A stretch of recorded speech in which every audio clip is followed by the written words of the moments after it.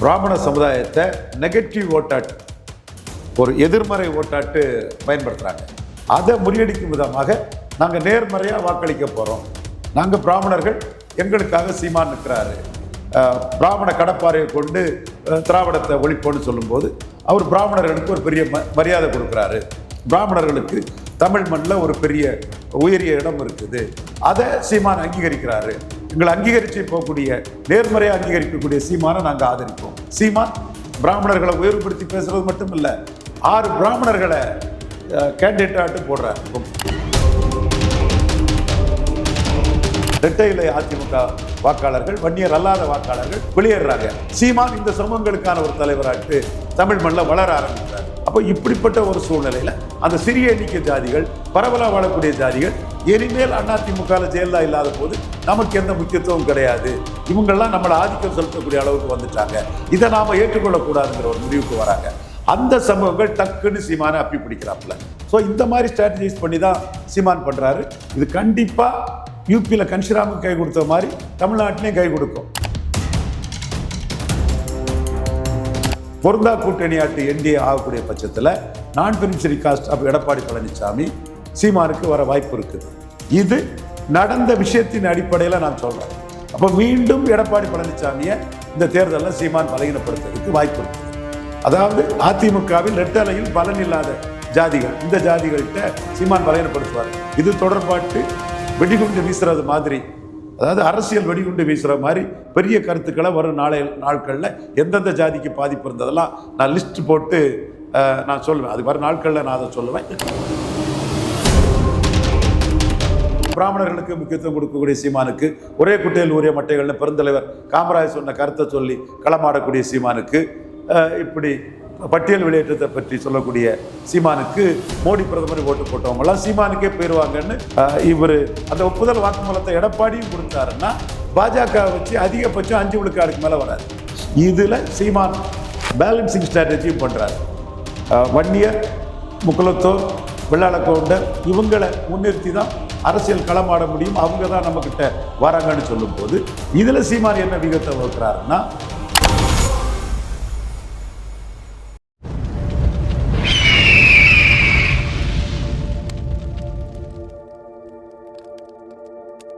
அரசியல் கருத நேயர்களுக்கு வணக்கம். இன்று நம்மோது சிறப்பு விருந்தினர் அரசியல் தன்னாய்வாளர் திரு ரவீந்திரன் துரைசாமி அவர்கள். வணக்கம் சார். வணக்கம் தம்பி.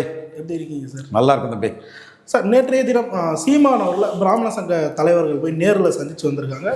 குறிப்பாக சீமான் அவர்கள் சொல்லியிருந்தார் 2026 பிராமண சமுதாயத்துக்கும் நாங்கள் வேட்பாளரை நிறுத்துகிறோம் அப்படின்னு ஒரு விஷயத்தை சொல்லியிருந்தார். இந்த நிலையில் இந்த சந்திப்பின் பின்னணி என்னன்றது தான் இப்போ கேள்வியாக இருக்குது. நீங்கள் இதை எப்படி சார் பார்க்குறீங்க? இந்த சந்திப்பின் பின்னணி பிராமண சமுதாயத்தை நெகட்டிவ் ஓட்டாட்டு, ஒரு எதிர்மறை ஓட்டாட்டு பயன்படுத்துகிறாங்க. பிராமணர்கள்னாலே ஒரு துவேஷம், காழ்ப்புணர்ச்சி கொண்ட வாக்காளர்கள், எதிர்மறை சிந்தனை கொண்ட வாக்காளர்கள், நேர்மறையாக வாக்களிக்க மாட்டாங்க. அப்படி ஒரு தோற்றத்தை உருவாக்கி ஒரு பிரபல தமிழ் பத்திரிகையில் உள்ள ஒரு அதிபரில் ஆசிரியர், அவர் பிராமணர்களுக்கு ஒரு ரெப்ரசன்டேட்டிவ் மாதிரி அவர் சம்பாதிக்கிறார். ஒரு வெப் டிவி அதிபரில் ஒரு வளர் வெப் டிவியோட அவர் சம்பாதிக்கிறார். அதே ஒரு பிராமணர்ஸை நெகட்டிவ் ஆட்டு ஒரு வாரப்பத்திரிகை, ஒரு தினப்பத்திரிகை, இப்படி நிறைய பிரிண்ட் மீடியா அண்டு வெப் மீடியாவில் சர்வே ஆட்கள் இதெல்லாம் இந்த சமுதாயத்தை ஒரு எதிர்மறை எண்ணம் கொண்ட ஒரு சமுதாயம், நேர்மறையாக பாசிட்டிவாக வாக்களிக்காத ஒரு சமுதாயம்ங்கிற மாதிரி ஒரு தோற்றத்தை உருவாக்கிட்டு இருக்கிறாங்க. அதை முறியடிக்கும் விதமாக நாங்கள் நேர்மறையாக வாக்களிக்க போகிறோம். நாங்கள் பிராமணர்கள், எங்களுக்காக சீமான் நிற்கிறாரு, பிராமண கடப்பாறையை கொண்டு திராவிடத்தை ஒழிப்போன்னு சொல்லும்போது அவர் பிராமணர்களுக்கு ஒரு பெரிய மரியாதை கொடுக்குறாரு. பிராமணர்களுக்கு தமிழ் மண்ணில் ஒரு பெரிய உயரிய இடம் இருக்குது. அதை சீமான் அங்கீகரிக்கிறாரு. எங்களை அங்கீகரித்து போகக்கூடிய, நேர்மறையாக அங்கீகரிக்கக்கூடிய சீமானை நாங்கள் ஆதரிப்போம். எதிர்மறையாக எக்ஸுக்கு எதிராக இந்த ஓட்டு வந்துடும்னு எங்களை ஒரு குயுக்தி கொண்டவர்களாட்டு, ஒரு நெகட்டிவ் ஃபோர்ஸ் ஆட்டு கருதக்கூடியவங்களுக்கு நாங்கள் பாடம் புகட்டுவோம். நாங்கள் நேர்மறையாட்டே வாக்களிப்போங்கிற லெவலில் சீமான் பிராமணர்களை உயர்வுபடுத்தி பேசுறது மட்டும் இல்லை, 6 பிராமணர்களை கேண்டிடேட்டாட்டு போடுறார். இப்போ எதிர்மறையாக பிராமணர்களுக்கு எதிராக செயல்பட்ட பெரியாருக்கு எதிராக பேசுறது ஒரு நெகட்டிவ் அப்ரோச். அந்த நெகட்டிவ் அப்ரோச் பிராமண சமுதாய பார்வையில் தாண்டி பாரதியாருக்கு பாரத ரத்னா கொடுக்கணும், பிராமண சமுதாயத்தை சேர்ந்த நாட்டுக்கு தியாகம் பண்ணவங்களை குளோரிஃபை பண்ணோம். வைத்தியநாத ஐயர் ஆலய நுழைவுக்காக பண்ணவர். பாரதியார் தேசிய கவிஞர். பரிதிமால் கலைஞர் சூரியநாராயண சாஸ்திரி தன் பேரை பரிதிமால் கலைஞர்னு மாற்றிக்கிட்டு தமிழுக்காக தொண்டாட்டியவர். வைத்தியநாத ஐயர் அவர் இல்லைன்னா தமிழ் சுவடிகள் இதாயிரும். பாரதியாரோட இலக்கிய இது எக்ஸ்ட்ராடினரி. இப்படி பிராமணர்களோட அந்த தியாகத்தை, அவங்க சேவையை குளோரிஃபை பண்ணக்கூடிய இதை ஒரு அரசியல் தலைவராக சீமான் முன்னெடுத்துட்டு போகிறாரு. ஒன்று. ரெண்டாவது, 6 பிராமணர்களை வேட்பாளர் நிறுத்தி பிராமணர்களை அதிகாரப்படுத்துதல், பிராமணர்களுக்கு உரிய பிரதித்துவம் கொடுக்கறதுங்கிற அந்த ஒரு வியூகத்தை எடுக்கிறாரு. அதாவது கன்ஷிராம் எடுத்த அந்த வியூகத்தை சீமான் இங்கே தமிழ்நாட்டுக்குள்ள எடுக்கிறாரு. நிதிஷ்குமார் எடுத்த வியூகத்தை சீமான் எடுக்கிறாரு. 100% கம்யூனிட்டியோட ஒரு உருவமாக அவங்களோட ஒரு அரசியல் அதிகாரப்படுத்துவதற்கான ஒரு அரசியல் அமைப்பாக தன்னை தகவமைத்து முன்னிலைப்படுத்தி சீமான் பிராமின்ஸ் ப்ளஸ் அதிகாரத்துக்கு வர முயற்சி பண்ணக்கூடிய பறையர் தேவேந்திர குல வேளாளர் வண்ணார் நாவிதர் குயவரன் அவர் ஒரு ஸ்ட்ராட்டஜியை வகுத்து அதுக்குள்ள ஒரு அரசியல் காய் நகர்த்துக்களை செய்கிறாரு. அதில் திராவிடத்துக்கு எதிராக இருக்கிறதுனால திராவிட இயக்கத்தால் பாதிக்கப்பட்ட பிராமணர்களை தமிழ் தேசியம் பிராமணர்களை முன்னிறுத்தும்னு பிராமணர்களை முன்னிறுத்தி தன்னுடைய அரசியல் நகர்வுகளை சீமான் செய்யும்போது தெளிவான நேர்மறை சிந்தனை கொண்ட பிராமணர்கள் சீமானை பாராட்டி, உங்களுடைய அரசியல் வெற்றி பெறணும், உங்களை நாங்கள் மனமாற பாராட்டுறோம், உங்களுக்கு மேலும் சக்தி கிடைக்க நாங்கள் இறைவனை வழிபடுகிறோன்னு சீமானை பாராட்டி தங்கள் நன்றியை தெரிவிச்சுக்கிறாங்க. சீமான், தமிழர்களான உங்களுக்கு நான் செய்ய வேண்டிய கடமை இது, என் கடமையை நான் செய்கிறேன்னு அவங்களுக்கு பதிலை சொல்லியிருக்கிறார். குறிப்பாக நீங்கள் சொல்கிற அந்த விஷயம், கன்சிராமானியை சீமான் தமிழகத்தில் கையில் எடுக்கிறாரு அப்படின்ற ஒரு விஷயத்தை நீங்கள் சொல்கிறது அவங்க மத்தியில் வரவேற்பட்டு, ஆனால் அவங்க கேட்கக்கூடிய கேள்வி தமிழகத்தில் அது எடுப்பதுமா அப்படின்ற விஷயம் நீங்கள் எப்படி பார்க்குறீங்க சார்? இதை அது எடுபட்டு தான் 8.2 விழுக்காடு சீமான் வந்திருக்கார். சீமான் முத 234 தொகுதி கேண்டிடேட் எப்படி போட்டார் தெரியுமா? பலருக்கும் தெரியாது. ஆனால் அதுதான் வீரியமான விதை. அரசியல் அதிகாரத்தை இழந்த முதலியார்களையும் வெள்ளாளர்களையும் தமிழர்கள் லெவலில் பெரிய அளவுக்கு கேண்டிடேட் போட்டார். ஒரு காலத்தில் அரசியல் அதிகாரம் மிக்கவர்களாக இருந்த முதலியார்கள் வெள்ளாளர்களும் பல 10 ஆண்டுகளில் தங்கள் அதிகாரத்தை இழக்கிறாங்க. அப்படி அதிகாரத்தை இழந்த முதலியார்களையும் வெள்ளாளர்களையும் தமிழர்னு அவர் பின்னாடி வந்த அவங்கள பெரிய அளவில் வேட்பாளராக நிறுத்தினார். அதே போல் அரசியல் அதிகாரத்துக்கு தமிழ் மண்ணில் வர துடிக்கிற முயற்சி பண்ணக்கூடிய பறையர் தேவேந்திர குல வேளாளர் வண்ணார் நாவிதர் குயவர் போன்றவங்களை குறிப்பாக அட்டவணை பிரிவு சமூகத்தரான பறையர் தேவேந்திர குல வேளாளர்களை பொது தொகுதியில் நிறுத்தினார். ஆனால் இந்த விதைங்கிறது வீரியமான மக்கள் மனசில் ஆழ பதிந்த ஒரு விதை. இந்த சீடு வெரி ஸ்ட்ராங் சீட். இதில் அவருக்கு தேர்தலில் கலைஞர் வர்சஸ் ஜெயலலிதா ஃபைட்டு ரொம்ப டைட்டாக இருந்ததுனால அவருக்கு பெருசாக சாதிக்க முடியல. 1.1 விழுக்காடு வாக்கு தான் எடுத்தார்.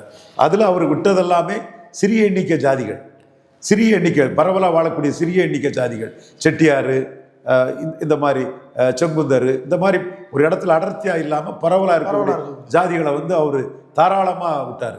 தமிழன்னு அவர்கிட்ட வந்தவங்கெல்லாம் யாருனாலும் ஜாதி பார்க்காம அவங்கள கேண்டிடேட்டாக போட்டார். ஆனால் கலைஞர் வர்சஸ் ஜெயலலிதா ஃபைட்டு ரொம்ப டைட்டாக இருந்ததுனால அவரால் 1 விழுக்காடு வாக்கு தான் எடுக்க முடிஞ்சது. 1.1. கருணாநிதி வீரப்பன் கொள்ளக்காரம்னா கருணாநிதிக்கும் ஜெயலலிதாவுக்கும் என்ன பேருன்னு 2 பேரும் உயிரோடு இருக்கும்போதே, ஜெயலலிதா சிஎம்மாக இருக்கும்போதே ஜெயலலிதாவை அடித்து அந்த களத்துக்குள்ளே வந்தார். இதுதான் சீமானுக்கு போல்ட்னஸ். விஜய் ஜெயலலிதா மரணம் அடைகிறது வரை அரசியல் பேசலை. அந்த 2014க்கு பிறகு இது கம்பேரிசனுக்காக தான் சொல்கிறேன். விஜய் சீமான் கம்பேரிசன், சீமானுக்கு லாபம் வரும். நாம் தமிழர் தம்பிகள் விஜய்க்கு ரசிகர்கள்ட்ட அல்லது தொண்டர்கள்ட்ட இதை சொல்லும்போது நடுநிலையான நியாயமான தொண்டர்கள் உண்மைதாங்க, எங்கள் தலைவர் விஜய் ஜெயலலிதாவுக்கு எதிராக மோடியை கோயம்புத்தூரில் போய் பார்த்தாரு, ஜெயலலிதா அம்மையார் 39-37 அடிச்சுட்டாங்க, 6 விழுக்காடு வாக்கு உயர்ந்து 45 விழுக்காடு வாக்கு வந்துட்டாங்க, எங்கள் ரசிகர் மன்றம் வைகோவுக்கு சிப்பிப்பார் ரவிச்சந்திரன் கூட போய் ஒர்க் பண்ணோம், மதுரையில் ஒர்க் பண்ணோம், இப்படி பல இடத்துல ஒர்க் பண்ணியும் ஜெயலலிதா வேட்பாளர்கள் வெற்றி பெற்றனால அதுக்கப்புறம் நாங்கள் அரசியலே ஜெயலலிதா மரணம் அடையிறது வரை எங்கள் தலைவர் பேசலைங்கிற உண்மையை சொல்லுவாங்க. அப்போ சீமான் ஜெயலலிதா உயிரோடு இருக்கும்போதே வீரப்பன் கொள்ளக்காரன்னா கருணாநிதிக்கு ஜெயலலிதாவுக்கு என்ன பேரணி கேட்டு அரசியல் களத்துக்கு வந்தவருங்கிறது தெரிய வரும். இந்த டைட் ஃபைட்டுக்கு பிறகு ஜெயலலிதா மரணம் அடைகிறாங்க. அதிமுக இபிஎஸ் கையில் போயிடுது. இபிஎஸ் கையில் அதிமுக போகும்போது ஓபிஎஸ் இருந்தார். அங்கே இடைநிலை ஜாதிகள் ஜெயலலிதா அடிமையாக இருந்தவங்க பேக்கிங் கம்யூனிட்டி சேர்ந்தவங்க வந்து வெரி பவர்ஃபுல் ஆயிடுறாங்க. அது வந்து ஜெயலலிதாவுக்கு அடிமையாக இவங்களை ஏற்றுக்கொண்டவங்க வந்து இவங்களே பெரிய அதிகாரம் செலுத்துவராட்டு சிறிய எண்ணிக்கை ஜாதி பரவலாக ஜெயலலிதாவை காஸ்ட் நியூட்ரல் ஜெயலலிதா பிராமணரை ஏற்றுக்கிட்டவங்க அந்த ஜெயலலிதா அடிமையாக இருந்த சி.வி. சண்முகத்தை ஏற்றுக்கிட்ட இரட்டை இலை அதிமுக வாக்காளர்கள், வன்னியர் அல்லாத வாக்காளர்கள் அதிகாரத்தோட பொய் வழக்குகளை போட்டு ஆட்களை ஹராஸ் பண்ணக்கூடிய ஒரு ஆணவ ஜாதி அரசியலை காட்டக்கூடிய சி.வி. சண்முகங்களை ஏற்றுக்கல. அந்த சமூகங்களை வந்து அப்படி வெளியேறாங்க. அந்த வண்ணார், நாவிதர், குயவர், பறையர் போன்ற இரட்டை இலை சமூகங்கள், செங்குந்தர்லாம் வெளியேறாங்க. சீமான் இந்த சமூகங்களுக்கான ஒரு தலைவராட்டு தமிழ் மண்ணில் வளர ஆரம்பிக்கிறார். அப்போ எடப்பாடியோட தலைமைங்கிறது ஜெயலலிதா தலைமை மாதிரி அனைத்து ஜாதிக்கும் பொதுவான தலைமை இல்லை. ஜெயலலிதாவால் சி.வி. சண்முகத்தை அடக்கி வைக்க முடியும். சி.வி. சண்முகத்தை ஜெயலலிதாவால் அடக்கி வைக்க முடியும். அம்மா தாயேன்னு தான் அங்கே நிற்பார். ஆனால் எடப்பாடி பழனிசாமியால் சி.வி. சண்முகத்தையோ, கே.பி. முனுசாமியையோ, அன்பழகனையோ, வீரமணியையோ அடக்கி வைக்க முடியல. அப்போ இந்த மாதிரி தான் மற்ற மாவட்ட செயலாளர்களும். அப்போ இப்படிப்பட்ட ஒரு சூழ்நிலையில் அந்த சிறிய எண்ணிக்கை ஜாதிகள், பரவலாக வாழக்கூடிய ஜாதிகள், இனிமேல் அதிமுகவில் ஜெயலலிதா இல்லாத போது நமக்கு எந்த முக்கியத்துவம் கிடையாது, இவங்கெல்லாம் நம்மளை ஆதிக்கம் செலுத்தக்கூடிய அளவுக்கு வந்துட்டாங்க, இதை நாம் ஏற்றுக்கொள்ளக்கூடாதுங்கிற ஒரு முடிவுக்கு வராங்க. அந்த சமூகங்கள் டக்குன்னு சீமானை அப்பி பிடிக்கிறாப்புல. பட் சீமானோட அரசியல்ங்கிறது தமிழ் தேசிய அரசியல். அந்த இடைநிலை ஜாதிகள், வன்னியர், முக்குலத்தோர், வெள்ளாளக்கோண்டர் போன்ற இடைநிலை ஜாதியை சேர்ந்த இளைஞர்களை மையமாக வச்சு தான் அவருக்கு களம் அமைப்பு எல்லாமே இருந்தாலும் கூட அவர்களை தாண்டி இந்த சிறிய எண்ணிக்கை ஜாதிகள் வந்து சீமான தமிழன்கிற லெவலில் ஜாதியை கடந்து அவங்க ஆதரவு வளையத்தை கொடுக்குறாங்க. இதில் சீமான் பேலன்சிங் ஸ்ட்ராட்டஜியும் பண்ணுறாரு. வன்னியர், முக்குலத்தோர், வெள்ளாளக்கவுண்டர் இவங்களை முன்னிறுத்தி தான் அரசியல் களமாட முடியும், அவங்க தான் நம்மக்கிட்ட வராங்கன்னு சொல்லும்போது இதில் சீமான் என்ன விகத்தை வகுக்கிறாருன்னா, பணக்கார வன்னியன், 60 வயசு கடந்த வன்னியன், இவன் தான் அதிமுகவில் இருப்பான். ஏழை வன்னியர், பெண் வன்னியர், ஏழை வன்னியர், பெண் வன்னியர், வன்னியர் இளைஞர்கள். அப்போ அரசியலில் வாய்ப்பில்லாத அரசியல் கட்சிகளில் 60 வயசு கடந்தவங்களால பில்லப்பான சூழ்நிலையில் வன்னியர் இளைஞர்களுக்கு வாய்ப்பை கொடுக்குறாரு, வன்னியர் பெண்களுக்கு வாய்ப்பை கொடுக்குறாரு, வன்னியர் ஏழைகளுக்கு வாய்ப்பை கொடுக்குறாரு. அதே மாதிரி கொங்கு வேளாளர் இளைஞர்களுக்கு வாய்ப்பு கொடுக்குறாரு, கொங்கு வேளாளர் பெண்களுக்கு வாய்ப்பு கொடுக்குறாரு, பெண் ஆண் இளைஞர்களுக்கு வாய்ப்பு கொடுக்குறாரு, கொங்கு வேளாளர் ஏழைகளுக்கு வாய்ப்பு கொடுக்குறாரு. அதிமுகவில் கொங்கு வேளாளர் பணக்காரர்களுக்கு தான் வாய்ப்பு, கொங்கு வேளாளர் 60 கடந்தவங்களுக்கு தான் வாய்ப்பு, கொங்கு வேளாளர் பெண்களுக்கு எடப்பாடி வாய்ப்பே கொடுக்க மாட்டார். ஸோ எங்கெங்கெல்லாம் என்னென்ன ரூபத்தில் மறுக்கப்படுதோ அந்த மறுக்கப்படக்கூடியவங்களுக்கு சீமான் வந்து ஆதரவு கரம் நீட்டுறாரு. அரசியல் அரங்கத்தில் அவங்கள கை தூக்கி விடுறாரு. அவங்க கை தூக்கி விட்டு தான் சீமான் 8 வந்து 17 ஆக்க முடியும். அவங்கள கை தூக்கி அவங்களுக்கும் சீமான கை தூக்கி விட்டு தான் அரசியல் அரங்கத்துக்குள்ள அவங்களுக்குள்ள முத்திரையை பதிக்க முடியும், அரசியல் அதிகாரத்தை அவங்க பெற முடியும். இப்படி ஜாதிய ரீதியாக மறுக்கப்படக்கூடிய சமூகங்கள், பரவலாக எண்ணிக்கை சிறிய சமூகங்கள் புறக்கணிக்கப்படுறது, அடுத்தால வயதின் காரணமாட்டு வாய்ப்பு வழங்கப்படாதவங்க, அடுத்தால பாலினம் சார்பாக பெண்களுக்கு வாய்ப்பு வழங்கப்படலை, 117 பெண்கள் எல்லா ஜாதியிலையும் கூடுறாரு. அடுத்து ஏழைகளுக்கு வாய்ப்பு வழங்கப்படலை. இப்போ எடப்பாடி எடுத்துட்டிங்கன்னா பணக்கார விழாளக்கொண்டர் தான் சீட்டு கொடுப்பாரு, விழாளக்கொண்டர் பெண்களுக்கு சீட்டு கொடுக்க மாட்டார், விழாளக்கொண்டர் இளைஞர்களுக்கு சீட்டு கொடுக்க மாட்டார். அப்போ அடுத்த ஜென்ரேஷனில் விழாளக்கொண்டர்கள் மத்தியில், இளைஞர்கள் இளம்பெண்கள் மத்தியில் சீமான் வளர்ந்து வரணும். ஸோ இந்த மாதிரி ஸ்ட்ராட்டஜைஸ் பண்ணி தான் சீமான் பண்ணுறாரு. இது கண்டிப்பாக யூபியில் கன்ஷிராமுக்கு கை கொடுத்த மாதிரி தமிழ்நாட்டிலையும் கை கொடுக்கும். அந்த வகையில் சீமான் எந்த ஜாதிக்கும், எந்த தமிழ் ஜாதிக்கும் உரிய எண்ணிக்கை குறையாமல் சீட்டு கொடுக்குறாரு. நாடார்களுக்கு மட்டும் கொஞ்சம் எண்ணிக்கை குறைக்கிறார். அது சில இடங்களில் சில குற்றச்சாட்டுகள் ஜாதிய ரீதியாக வரும்போது அவர் நாங்குநேரில் மறவர், அவர் நாடார் தான் எம்எல்ஏ இருக்காப்புல, தென்காசியில் மறவர், நாடார் தான் எம்எல்ஏ இருக்காப்புல, ஸ்ரீவைகுண்டத்தில் மறவர், நாடார் தான் எம்எல்ஏ இருக்கான்னு சொல்லும்போது இதுவும் ஒரு ஸ்ட்ராட்டஜியாட்டு சீமான் வந்து தன் மீது எந்த குற்றச்சாட்டை வைக்கிறாங்களோ அது நீர்த்து போகக்கூடிய அளவுக்கு திருநெல்வேலி மக்களவையில் நாடார் தான் எம்பியாக இருக்காங்க, சீமான் கேண்டிடேட் யாதவர். இப்படி அவர் தன்னுடைய அரசியல் காய் நகர்த்தல்களை சீமான் செய்துட்டு வர்றாரு. குறிப்பாக நாகர்கோவிலில் குயவர் சமுதாயத்துக்கு வேட்பாளர் கொடுத்துருக்கிறாரு. தென் கோயம்புத்தூரில் வண்ணார் சமுதாயத்தை வேட்பாளராக நிறுத்தியிருக்கிறாரு. பெண்மணி, படித்த பெண்மணி.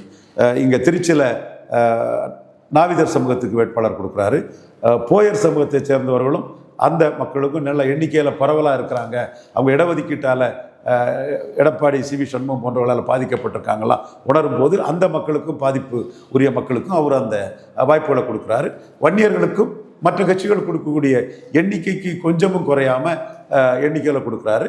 அது வீரப்பனுக்கு மகானாலும் சரி, அந்த இடத்தில் நின்ற அந்த பெண்மணி டாக்டர்னாலும் சரி, அந்த எண்ணிக்கைக்கு கொடுத்துட்றாரு. கொடுக்கறது பெண்கள், இளைஞர்கள்னு அந்த இதை பண்ணுறாரு. இன்னும் சொல்லப்போனால் பிரமலியாளர்களுக்குள்ள வாய்ப்பு வந்து நாம் தமிழரில் குறைவாக தான் இருக்குது.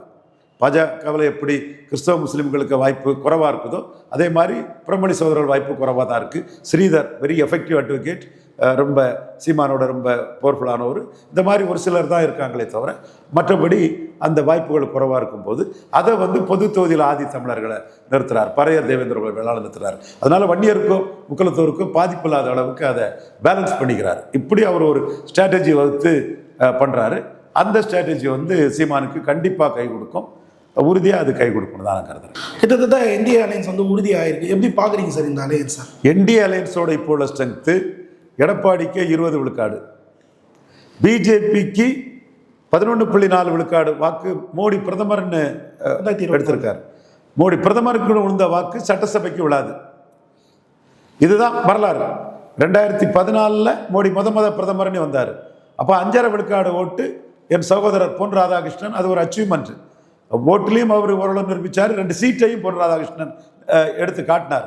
கடைசியாக 14 பொன் ராதாகிருஷ்ணன் தான் 2 சீட்டை என்டிஏக்கு ஜெயித்து கொடுத்தாரு. 19 ஜெயிக்கல, 24 ஜெயிக்கல. நம்ம பொன் ராதாகிருஷ்ணனோட அந்த வரலாறு, சாதனை, கட்சிக்காக தன்னை அர்ப்பணிச்சோருங்கிறது நம்ம மறுக்க முடியாது. அப்போ அவர் அன்னைக்கு எடுத்தது 5.5 விழுக்காடு தான் எடுத்தார் மக்களவையில். ஆனால் அதே பாஜக சட்டமன்றத்தில் தமிழிசை அம்மையார் தலைமையில் 2.7 விழுக்காடு தான் எடுத்தாங்க. பாதி ஓட்டு மக்களவைக்கு விழுந்தது, சட்டமன்றத்துக்கு குறைஞ்சி போச்சு. இதுதான் என் சகோதரன், என் அன்பிற்கும் பாசத்துக்குரிய சகோதரர் எடப்பாடி பழனிசாமி ஆதரவாளர் ரங்கராஜ் பாண்டே போன்றவங்க பாஜகன்னா சட்டமன்றத்துக்கு ஓட்டு வராது, அந்த ஓட்டை குறைச்சி சீட்டு குறைச்சி கொடுத்தா போதும்னு சொல்கிறாப்புல. என் போன்றவர்கள் என்ன சொல்கிறோம்னா 11.4 விழுக்காடு வாக்கெடுத்த பாஜகவுக்கு ஒரு 25 சீட்டு 30 சீட்டுன்னு கொடுத்தா அது 4 விழுக்காடு ஓட்டு தான் சட்டமன்றத்துக்கு பாஜக வச்சு டிரான்ஸ்ஃபர் ஆகுங்கிற ஒரு தோற்றம் வருது. மற்ற வாக்குகள் எல்லாம் பிராமணர்களுக்கு முக்கியத்துவம் கொடுக்கக்கூடிய சீமானுக்கு, ஒரே குட்டையில் ஊறிய மட்டைகள்னு பெருந்தலைவர் காமராஜ் சொன்ன கருத்தை சொல்லி களமாடக்கூடிய சீமானுக்கு, இப்படி பட்டியல் வெளியேற்றத்தை பற்றி சொல்லக்கூடிய சீமானுக்கு மோடி பிரதமர் ஓட்டு போட்டவங்கலாம் சீமானுக்கே போயிடுவாங்கன்னு ரங்கராஜ் பாண்டே சகோதரர் ஒப்புதல் வாக்குமூலம் கொடுக்குறார். புரியுது. இவர் அந்த ஒப்புதல் வாக்குமூலத்தை எடப்பாடியும் கொடுத்தாருன்னா பாஜக வச்சு அதிகபட்சம் 5 விழுக்காடுக்கு மேலே வராது. பாஜக வச்சு அதிகபட்சம் 5 விழுக்காடுக்கு மேலே வராது. கிட்டத்தட்ட 7% வாக்குகள் குறைஞ்சிரும். 24 11.4% எடுத்த கட்சியில் நீங்கள் குறைவா சீட்டு கொடுத்தா 5 விழுக்காடுக்கு மேலே வராது. நிறைவா சீட்டு கொடுத்தீங்கன்னா 8 விழுக்காடோட வரும். அப்போ நம்ம 20 விழுக்காடு எடப்பாடிக்கு, 5 விழுக்காடு பாஜகன்னா 25. பாமக 4 விழுக்காடு வாக்கு எடுத்திருக்காங்க. அன்புமணி 75% மேலே எடுப்பாருன்னு எதிர்பார்க்கலாம். அப்படித்தான் எடப்பாடியை நம்புறாரு. அதை அப்படியே கொடுத்துட்டா 28. பாஜகவுக்கு அதிக சீட்டு கொடுத்தா கூடுதலாக ஓட்டு வரும். அப்போ 28 to 32 விழுக்காடு பலமுள்ள ஒரு அணிதான் இது. 28 to 32 விழுக்காடு பலம் கொண்ட அணிதான். என் சகோதரன் ரங்கராஜ் பாண்டேக்கு நான் அன்போடும் பாசத்தோடும் தரவுகளோடு சுட்டி காட்டுறேன். அவனை நான் மதிக்கிறேன். அவன் பெரிய ஜாம்பவான் தான். அந்த இதில் அவனுக்கு நான் என்னோட ஆசீர்வாதங்களும் என்னோட மனப்பூர்வமான வளர்ச்சிக்கான இதுவும் என்னைக்கும் உண்டு. ஒரு விஷயம் அவன் கோவப்படுத்திட்டான், அதனால நான் போட்டு அடிச்சுட்டு இருக்கிறேன். தப்பாக கோவப்படுத்திட்டான் என்ன. இதில் நான் என்ன கருத்தை முன்வைக்கிறோம்னா, இந்த வாக்குகள் பாராளுமன்றத்துக்கு ஒன்று சட்டமன்றத்துக்கு ஒன்றுங்கிற கருத்தை எடப்பாடி ஆதரவாளர்களும் ரங்கராஜ் பாண்டேயும் வைக்கிறாங்க. அது உண்மைன்னா சீமானுக்கு பாராளுமன்ற தேர்தலில் பிரைம் மினிஸ்டர் கேண்டிடேட் இருந்தாங்களா? எடப்பாடி மாதிரி தானே. அப்போ தென் மாவட்டங்களில் 7 மக்களவையில் அதிமுக எடுத்ததோட சீமான் 10 மக்களவையில் 30,000 ஓட்டு அதிகம் எடுத்திருக்கிறாரே. இதை சாணக்கியாவில் சொல்லியிருக்க மாட்டார் தம்பி. பட் உண்மைதானே இது. புதுச்சேரியில் சீமான் 3வது வந்திருக்காரு, எடப்பாடியை 4வது தள்ளியிருக்காரு இல்லையா? கன்னியாகுமரியில் அதே நடந்திருக்குது இல்லை? விளவங்கோட்டில் ஜெயலலிதா உயிரோடு இருக்கும்போது நோட்டாவுக்கு கீழே போன சீமான் வந்து இன்னைக்கு 3வது எடப்பாடி பழனிசாமியை முக்குவர், பரதவர், சாம்பவர், வண்ணார் நாவிதர் போன்ற அதிமுகவில் பலனில்லாத ஜாதிகள், பாதிக்கப்பட்ட ஜாதிகள் ஓட்ட சீமான் எடுத்து ரெட்டலை 4வது தள்ளிட்டார்ல, மைக்கு 4வது தள்ளிட்டு இல்லை. அப்போ இந்த கான்செப்ட் வைஸு சீமானுக்கு பொருந்தா கூட்டணியாட்டு என்டிஏ ஆகக்கூடிய பட்சத்தில் நான் beneficiary caste of Edappadi Palaniswami சீமானுக்கு வர வாய்ப்பு இருக்குது. இது நடந்த விஷயத்தின் அடிப்படையில் நான் சொல்கிறேன். அதுதான் ப்ரெடிக்ஷன். ரங்கராஜ் பாண்டே இன்னும் ப்ரெடிக்ட் பண்ணலாம், தம்பி ப்ரெடிக்ட் பண்ணலாம், அண்ணன் ரவீந்திரன் துரைசாமி ப்ரெடிக்ட் பண்ணலாம். ஆனால் நடந்த விஷயத்தை ரங்கராஜ் பாண்டே மறைக்க முடியாது. 1 விழுக்காடுல இருந்த சீமான் எடப்பாடியை பலகீனப்படுத்தி தான் 8.2 விழுக்காடு வந்தார். அப்போ மீண்டும் எடப்பாடி பழனிசாமியை இந்த தேர்தலில் சீமான் பலகீனப்படுத்துறதுக்கு வாய்ப்பு இருக்குது. அதாவது அதிமுகவில் ரெட்டலையில் பலன் இல்லாத ஜாதிகள், இந்த ஜாதிகள்கிட்ட சீமான் பலகீனப்படுத்துவார். இது தொடர்பாட்டு வெடிகுண்டு வீசுறது மாதிரி, அதாவது அரசியல் வெடிகுண்டு வீசுகிற மாதிரி பெரிய கருத்துக்களை வரும் நாட்களில் எந்தெந்த ஜாதிக்கு பாதிப்பு இருந்ததெல்லாம் நான் லிஸ்ட் போட்டு நான் சொல்லுவேன். அது வரும் நாட்களில் நான் அதை சொல்லுவேன். எக்ஸ்க்ளூசிவாக பார்க்கலாம்ன்றீங்க. எக்ஸ்க்ளூசிவாக பார்க்கலாம். அப்போ இந்த சீமானுக்கு பாதிப்பும் பொருந்தா கூட்டணியாட்டு, ஒரு சந்தர்ப்பவாத கூட்டணியாட்டு, ஒரு கெமிஸ்ட்ரி எப்படி ஒர்க் அவுட் ஆகுங்கிற கேள்விக்குள்ள சீமானுக்கு பாதிப்பும் அதுக்குள்ளே இருக்குது. எது எப்படினாலும் இந்த அணியோட ஸ்ட்ரென்த்து 20 அதிமுக, 10 பிஜேபி, 10 வராது, 3 பாமக, ஒரு 30 to 35 விழுக்காடு பலம் கொண்ட ஒரு அணியாட்டு இன்னைக்கு இருக்குது. இந்த அணிக்கு பாதிப்பு வந்து சீமானால ஏற்கனவே எடப்பாடி தலைமைக்கு வந்துட்டு இருக்கு. விஜய் வரும்போது விஜயால இவர் தான் பாதிப்பாருன்னு சொல்ல முடியாது. என்னோட கருத்து, விஜய் இன்எலிஜிபிள், இன்காம்பிட்டன்ட், மண் குதிரை, யாருக்கும் பெருசாக பாதிப்பு இருக்காது. சீமானுக்கும் பாதிப்பு இருக்காது, எடப்பாடிக்கும் பாதிப்பு இருக்காங்கிறதான் என்னோட ஒரு கருத்து. ஒருவேளையில் இதை மீறி ஒரு பாதிப்பு வரும்னு சொன்னால் இயல்பாக விஜயால 47 விழுக்காடு திமுகவையும் பாதிக்கும், 23 விழுக்காடு அதிமுக தேமுதிக அணியையும் பாதிக்கும், 18 விழுக்காடு என்டிஏயும் பாதிக்கும், 8 விழுக்காடு சீமானையும் பாதிக்கும். இதில் தான் ரங்கராஜ் பாண்டேக்கும் எனக்கும் கோபம் வந்துட்டு. ரங்கராஜ் பாண்டே சீமானை பாதிக்கும்னு வன்மம் காழ்ப்புணர்ச்சியில் பேசினார். அது உனக்கு அடி கொடுக்கணும், உன் கருத்தை பெருச்சாலே வாழை பிடிச்சி அடிக்கிற மாதிரி நீ தப்பு பண்ணுறாங்கிறத எக்ஸ்போஸ் பண்ணுங்கிறக்கா தான் தம்பியை நான் தொடர்ந்து எக்ஸ்போஸ் பண்ணிட்டு இருக்கிறேன். தப்பு அது ரிசல்ட்டில் தான் தெரியும்னு சொல்லிட்டு போயிட்டாருன்னா நான் அதுக்கு கூட தம்பி அடிக்க மாட்டேன். அந்த வன்மமான இதை சீமானை வச்சுட்டே பேசிட்டார். எவ்வளோ கொழுப்பு இருக்கணும், கொஞ்சம் நஞ்ச கொழுப்பாக இருக்குது ரங்கராஜ் பாண்டேக்கு, அந்த கொழுப்புக்கு தான் அடி கொடுத்துட்டு இருக்கிறேன். மற்றபடி அவன் மேலே எனக்கு பாசம்தான். அப்போ இந்த சிச்சுவேஷனில் என்டிஏ வந்து 30 to 35 விழுக்காடு வாக்குக்குள்ள பலமுள்ள ஒரு அணியாக தான் இருக்குது. திமுக 45 விழுக்காடுக்கு பலமுள்ள ஒரு அணியாட்டு இருக்குது. ஸோ இந்த அரசியல் களம் ஸ்டாலின் எடப்பாடி பழனிசாமியோட 10% மேலே கண்டிப்பாகடா இருப்பார். இது என்னோட கருத்து. கடந்த காலத்தின் சம்பவங்களின் அடிப்படையில் வந்து நான் பேசுகிறேன். மக்களவைத் தேர்தலில் இதை தான் சொன்னேன். சீமான் 8 விழுக்காடு வருவாருன்னு சொன்னேன். ஸ்டாலின் 48 விழுக்காடு வருவார்னு சொன்னேன். 47 விழுக்காடு வந்தார். ஏன் நான் ஸ்டாலினுக்கு, அது மோடி பிரதமருங்கிற இடத்துக்குள்ளேயே நான் ஸ்டாலினுக்கு ஏன் இது பண்ணணும், தேவையில்லை எனக்கு. ஆனால் வருவாருன்னு தெரிஞ்சனால சொன்னேன். 35 சீட்டு தான் வருவாருன்னு. அவர் 39 வந்துட்டார். அது சூழ்நிலை. அது பெரிய அளவுக்கெல்லாம் அவர் ஒன்றும் சேலம் தருமபுரியெல்லாம் சாதிக்கலை. பட் அரசியல் சூழ்நிலை கூட்டணி பலத்தில் அவர் வந்துட்டார். இப்போ அவர் கூட்டணிக்கும் அதிமுக கூட்டணிக்கு இடையில் 10 விழுக்காடு டிஃபரன்ஸ் இருக்கும். தேமுதிக முடிவு பண்ணலன்னு சொல்கிறாங்க. பெரும்பளவு அவங்க திமுக கூட்டணி போகிறதுக்கு தான் வாய்ப்புகள் பிரகாசமாக இருக்கும். அப்படின்னா அந்த 10 விழுக்காடு வித்தியாசம் ஸ்டாலின் தலைமைக்கும் எடப்பாடி பழனிசாமிக்கு தலைமைக்கும் இருக்குங்கிறது உறுதி செய்யப்படும். அப்போ நிரூபிச்சாதான் ஓட்டு, நிரூபிச்ச ஓட்டை தான் டிரான்ஸ்ஃபர் பண்ண முடியும். டெஸ்பரேட்டாக எதை தின்னா பித்தம் தெளிங்கிற மாதிரி நிறைய பேர் அதை பேசிட்டு இருக்கிறாங்க. ஆனால் பிளேயர்ஸ், அந்த லீடர்ஷிப் தலைமையில் இருக்கவங்களுக்கு அது ஏற்றுக்கொள்ளல. விஜய் ஏற்றுக்கொள்ள. மோடிக்கும் ஓட்டு நிரூபிச்சாதான் டிரான்ஸ்ஃபர் பண்ண முடியும்னு மோடிக்கு தெளிவாக தெரியும். நாங்களும் அந்த கருத்தை தான் ஸ்ட்ராங்காக சொல்லியிருந்தோம். ஸோ பல நிரூபிக்காதங்கிற அடிப்படையில் அவர் கூட யாரும் கூட்டணிக்கு வரல. பல நிரூபிக்காத ரஜினிகாந்த இவர் டிடிவி ஏற்றுக்கிட்டாரு, கமலஹாசன் ஏற்றுக்கிட்டாரு. ஆனால் 60-40 கேட்டார். நான் சொன்ன மாதிரி 30 எம்எல்ஏ சீட்டில் அவர் திருப்தி அடையலை. ரஜினிகாந்துக்கு 3ன்னா கமலஹாசனுக்கு 2 இருந்தார். அந்த சூழ்நிலையெல்லாம் விஜய்க்கு இல்லை. மேலும் விஜய் வந்து மோடியை பார்த்தும் ஜெயலலிதா 6 விழுக்காடு உயர்ந்ததெல்லாம் நான் சொல்லும் போது எல்லா தலைவர்களும் அவன் சொன்னா கரெக்டா இருக்குமியா, ஜான அரக்கிசாமி பணத்தை வாங்கிக்கிட்டு கோடிகளை வாங்கிட்டு பலகீனமான பத்திரிகையாளர்களையும் டிவிக்காரனையும் பிடிச்சி ஏதோ வியாபாரம் பண்ணிட்டு இருக்கிறான், இது உண்மை இல்லைன்னு லாப நஷ்ட கணக்கு பார்க்கக்கூடிய பலத்தை நிரூபிச்ச கட்சிகள் முடிவெடுத்துட்டாங்க. அப்போ இவர் கூட கடைவிரித்தேன் கொள்வார் இல்லை. இவரோட சந்தர்ப்பவாத அரசியலுக்கு, கொள்கையற்ற அரசியலுக்கு யாரும் இல்லை. இனிமே யாரும் இல்லாத சூழ்நிலையில கேண்டிடேட் போடுறதுக்கு முயற்சி பண்ணணும். இது அசிங்கம் தானே, மக்கள் மத்தியில இது கேவலமா தானே நினைப்பான். நீ அரசியல் வியாபாரத்துக்கு வந்தவன் வர்றதுக்கு முன்னாடியே கூட்டணிக்கு வந்தவனு தானே மக்கள் ஒன்ன நினைப்பான். தேவையா இது? பல்லுகளை தெளிவாக நேரத்தை வைக்கிறேன். நன்றி.